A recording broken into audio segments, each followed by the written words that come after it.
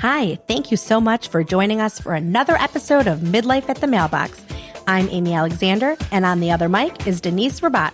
Over 9 years ago, during a chance meeting at our neighborhood mailbox, two strangers met, and a new friendship blossomed into something bigger. Although we no longer share a mailbox, and while we may have many miles between us, we're closer than ever in real life.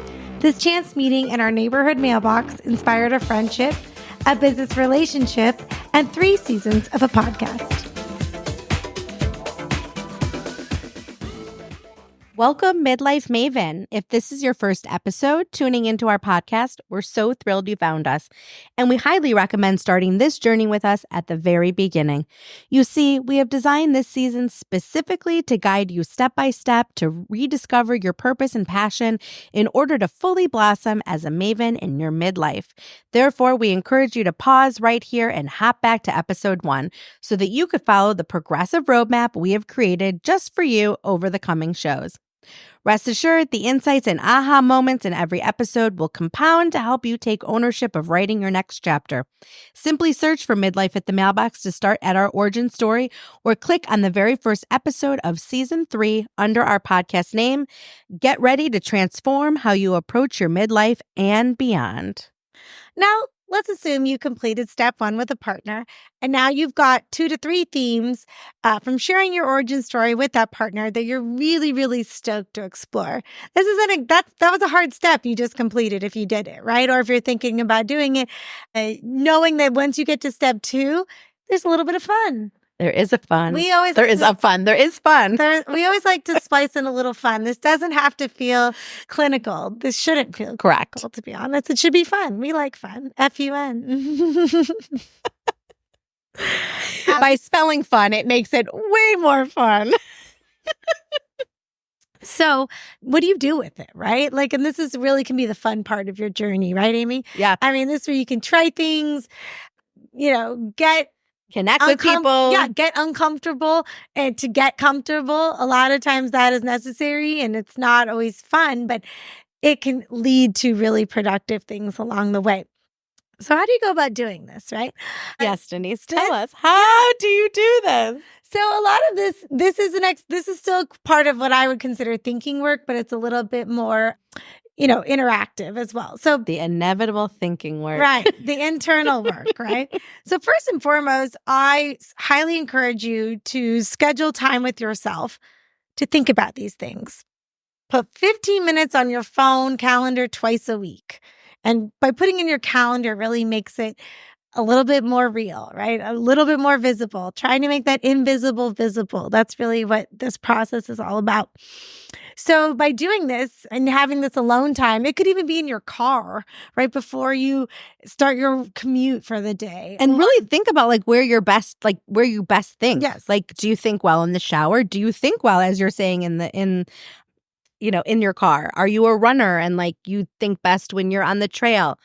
That could also be instead of maybe separate time, since time is so, time is so precious, maybe even, combining, the one thing that gets you in the flow, right? Right. Or when you feel most in your natural state where you can really think about and reflect and have awareness.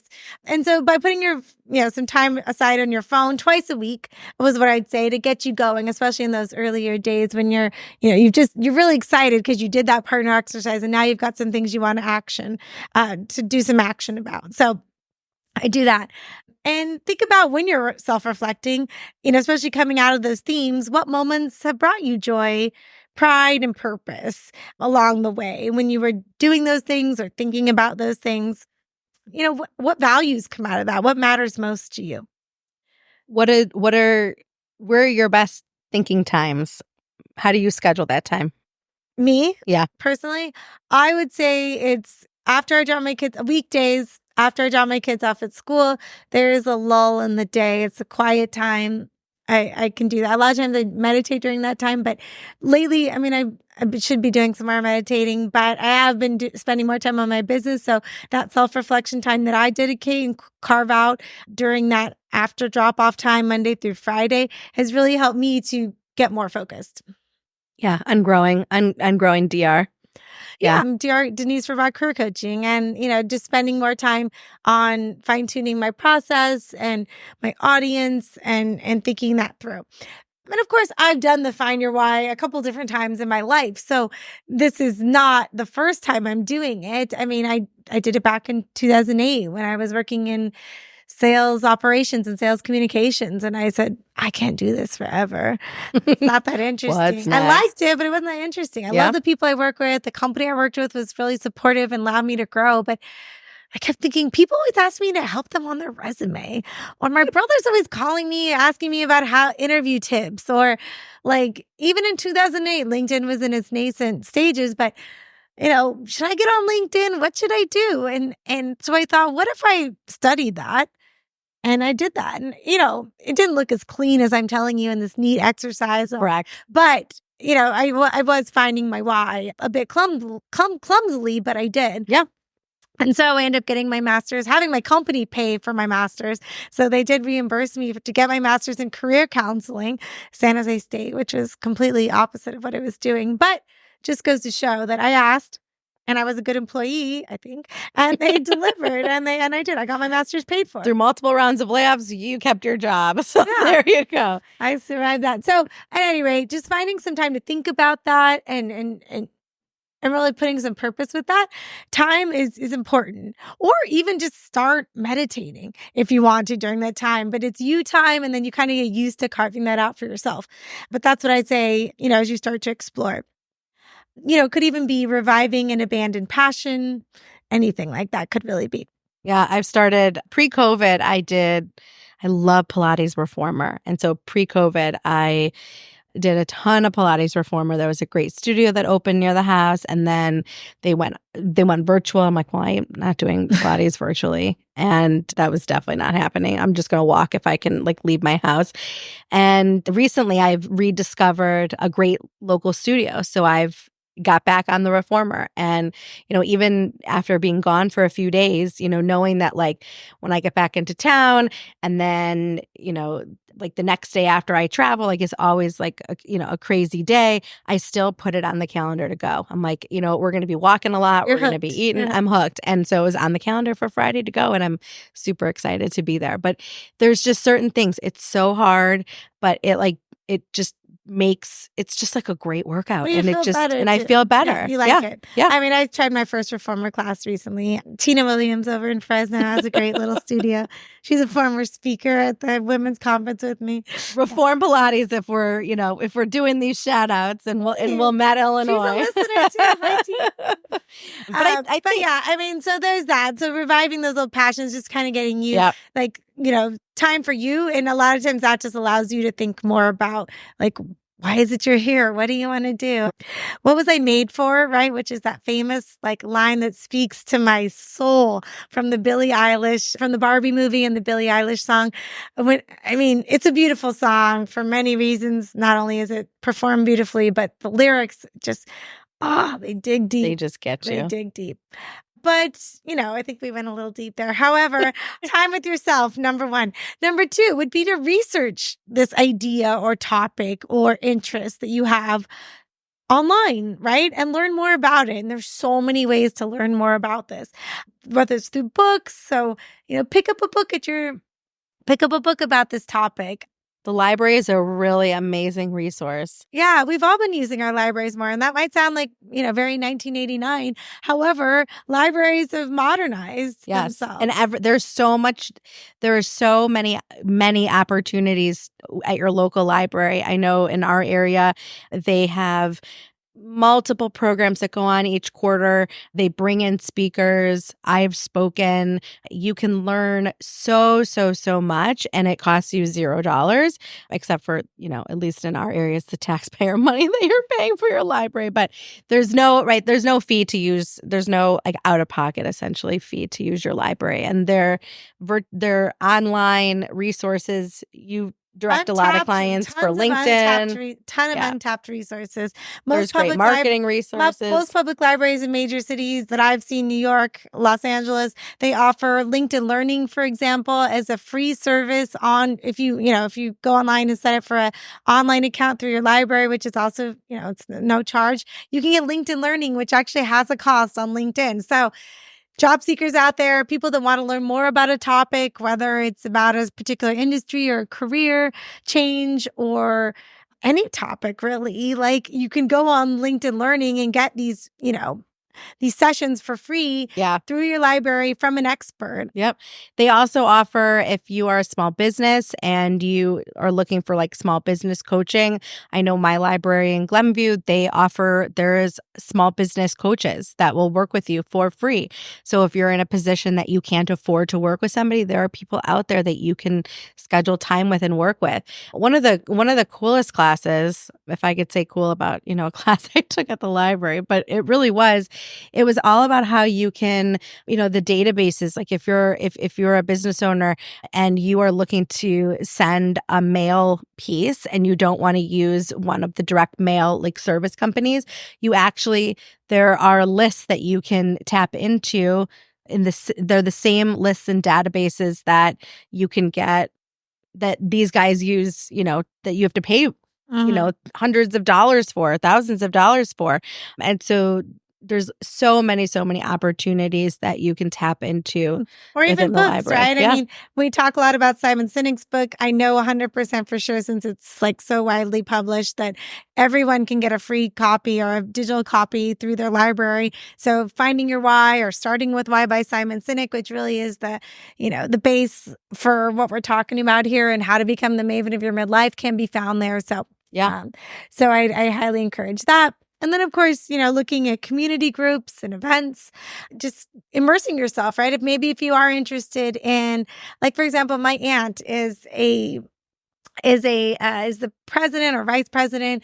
I don't know this year, but she's the vice president of her local succulent club. Ooh. She loves succulents. So the Fresno chapter of their succulent society, she is the president. She started this kind of as she was preparing to retire. She was a social worker in the state of California for, 30 plus years. And she was thinking about what she's going to do in her next third of her life. And so she started to get more involved in that. And that gives her a lot of purpose. She does all sorts of competitions and events, and it gives her community. So and even the space that we're in here, I learned as we were kind of getting acclimated this morning, it's called Hub Studio, but the space is like owned by a guy that does something through an organization called Scottsdale Living, and they work and train small businesses on like content and email. So there's anywhere that you are, like dig into like your resources, and it's that other piece of having that conversation, become comfortable with being uncomfortable. So like if you are doing something, you need to tell people what it is that you're doing so that people know how they could help and support you. So the more that you talk about what it is that you're doing or looking to do, the more opportunities, because people do genuinely, at least I know I'm in this camp, like genuinely want people to be successful and want people to help, find and to achieve like greatness within their life. So if I have resources that I know, even, my therapist would joke like, you help sometimes too much, that like, it's like not a detriment. She would kill me if I like said that, but like not a detriment, but like over helping. But that's just me. That's just my personality. Like I want to be helpful. And even, and we touch a lot about that in the next episode. Yep. So you'll learn about step 3, which is about getting social and getting support. But, step 2 can even just start as something as attending the class. Like you don't have to become the vice president of the succulent club. And I'm sure my aunt did not do that. She's a listener. But I'm sure she did not do that at first. She might have just attended a club meeting. Right. Or like watched a virtual recording of a meeting of the Succulent Society of Fresno.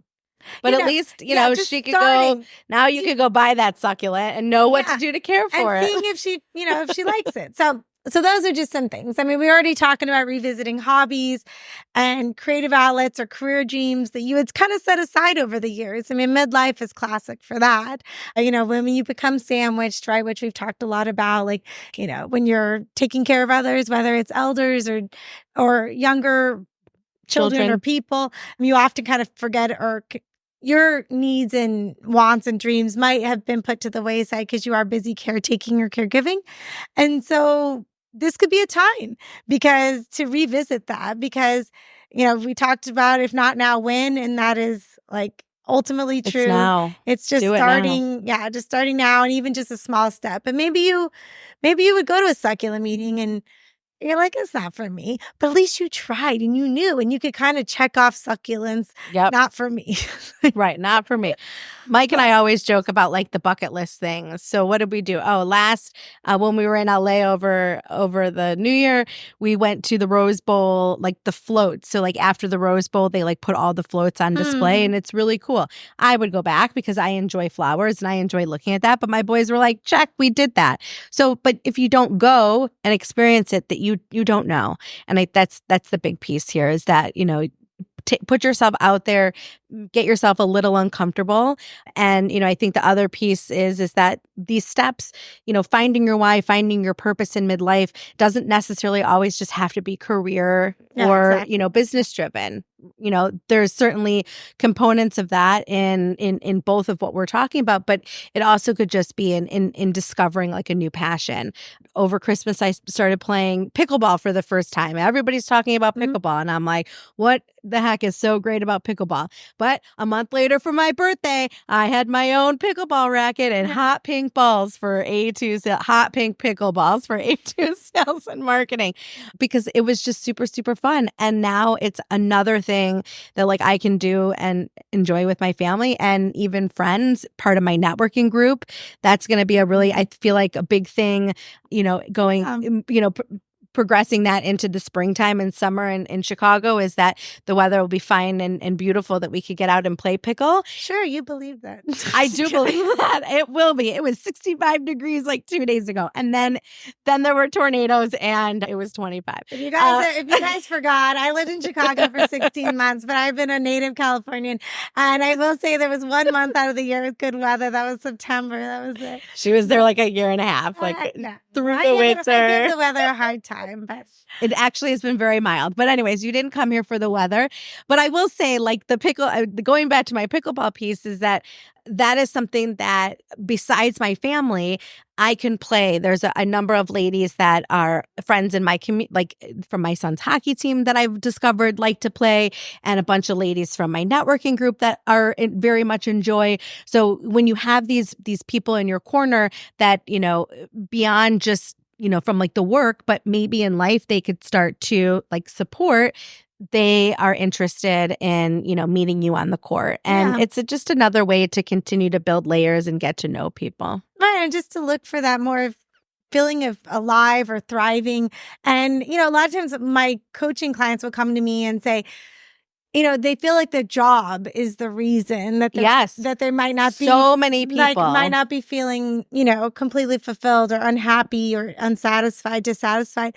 And I mean, that could be the case. However, when you do the Finding Your Why exercise, you might be able to complement other areas of your life outside of your job and not always looking for your profession or your as your vocation purpose as a form of joy or fulfillment. And maybe if you could fill in some of your other time with like playing pickleball because it feeds your competitive nature or your need for socialization or your need to connect with your spouse, or like, hey, you could play with your mom. Like my mom's a big pickleball player. Yeah, my mom is too. Yeah. My mom's like never played a sport before. She loves pickleball. She has a license plate holder and everything. I love pickle. Big time.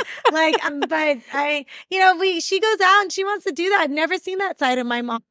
It's amazing. Yeah. My mom's picking up golf again. But I mean, so I sometimes, depending on the coaching client, I mean, if you come to me about a resume, I'm not going to tell you to play pickleball. However, if you came to me saying like, I'm just not feeling, that my job is, providing that for me. Sometimes if I can break down some layers or find out what really that is, they might not be that unhappy with their job, or that their job isn't necessarily, or their career isn't what stoking that unhappiness. It could be just that maybe they're not balanced enough and their work-life balance is out of place. So how can we revisit that? And while that might sound more like life coaching, sometimes that can come into play when we are, and so I think that doing some of these steps and doing some of this exploration and this you time allows you to be a student of you. And that's the midlife you. Yes. Okay.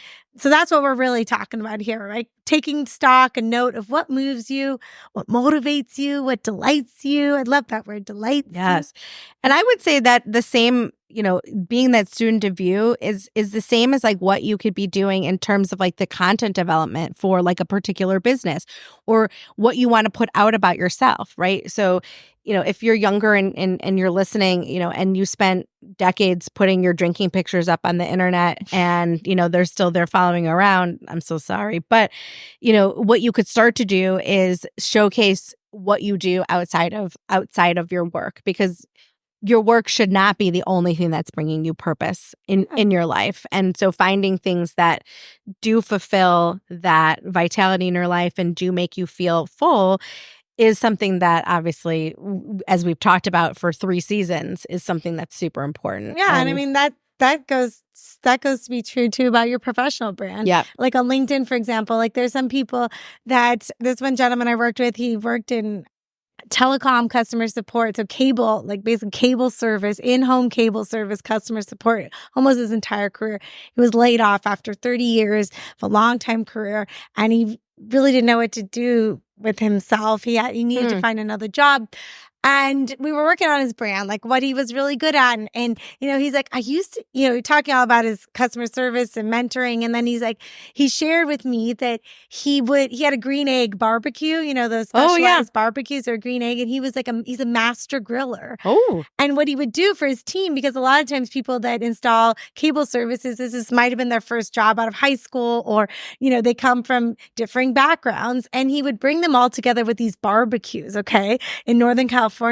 And he really felt that was an equalizer. He would invite their families, and he learned so much about his employees and was able to mentor them in a different way. And so I said, well, why are we putting this on your LinkedIn profile? He's like, well, does it really matter? And I was like, of course it does. This is so cool. What other customer support managers are doing, or supervisors are doing this? And you know what he did? And I don't coach him anymore. He's moved on, and now he's installing solar panels and supervising teams of solar panels out in different states. He's had to kind of improvise his career path. However, he still talks about his grilling and the lessons that he learned from grilling and that he imparts with his grilling to his team. And so I just thought that's super neat. And there's so many. And life I mean, never lessons. before has that been acceptable, but it's so acceptable now. Employers want to know about that. And so you've got to dig down, get back to, the step 2 exploration, find out, what is, similar to grilling, what's your grilling story, right? Yeah. Like what does that mean to you? So just like finding these passions outside of like your work purpose, it just makes you a more interesting person and gives you things that you could have a conversation about and talk about and to connect with other people about. Yeah. And so that's really, really what we want, in this step. We want you to like encourage you to do that and to learn more about you. And this is a little bit more of a fun way to do it. Right. Yep. And so I'd say that. So, here at the Mailbox, we're all about, how you can take that next step in exploring your why and becoming that maven of your midlife. So the next step in the guide that that you've hopefully downloaded, if not for the first episode, that now you will download, can be done at our website, of course, midlifeatthemailbox.com, and check out our free that download. And step 2 specifically is going to be, there's going to be a section there where you can talk about ways that in step 2 of the guide, you'll find tips as well as like a summary of what we talked about today, different ways that you can explore and research. So you'll have those notes. And then you'll also have a section where you can just jot down some of these research methods that you might want to try, right? Do you want to attend a class? Do you want to study something? Do you want to read a book?